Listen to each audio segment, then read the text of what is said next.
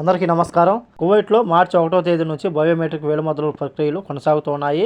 అలాగే ఈ యొక్క ప్రక్రియలు జూన్ 1వ తేదీలోపు ప్రతి ఒక్కరూ పూర్తి చేయాలని చెప్పి మినిస్ట్రీ ఆఫ్ ఇంటీరియర్ అధికారులు తెలుపుతున్నారు.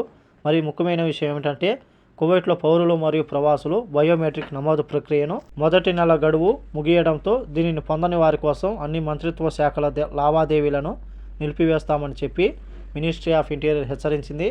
కువైట్కు వస్తున్న ప్రవాసులు కానీ గల్ఫ్ దేశాలకు సంబంధించిన పౌరులు కానీ సందర్శకులు అని తేడా లేకుండా కువైట్ దేశానికి వచ్చే ప్రయాణికులందరికీ ఈ యొక్క బయోమెట్రిక్ వేలిముద్రలు వర్తిస్తాయని చెప్పి అధికారులు తెలుపుతూ ఉన్నారు. ఎవరైతే బయోమెట్రిక్ వేలిముద్రలు పూర్తి చేయని వారు అలాంటి వారికి వాళ్లకు కువైట్ ప్రభుత్వం నుంచి అన్ని లావాదేవీలు నిలిపివేస్తామని చెప్పి హెచ్చరించడం జరిగింది. ఒకవేళ ఈ యొక్క బయోమెట్రిక్ కానీ పూర్తి చేయకపోతే ప్రవాసులైతే వాళ్ళు ఏ దేశం నుంచి వచ్చారో ఆ దేశానికి తిరిగి పంపిస్తామని చెప్పి అధికారులు హెచ్చరిస్తున్నారు. అలాగే కువైట్ పౌరులకైతే మినహాయించడం జరిగింది.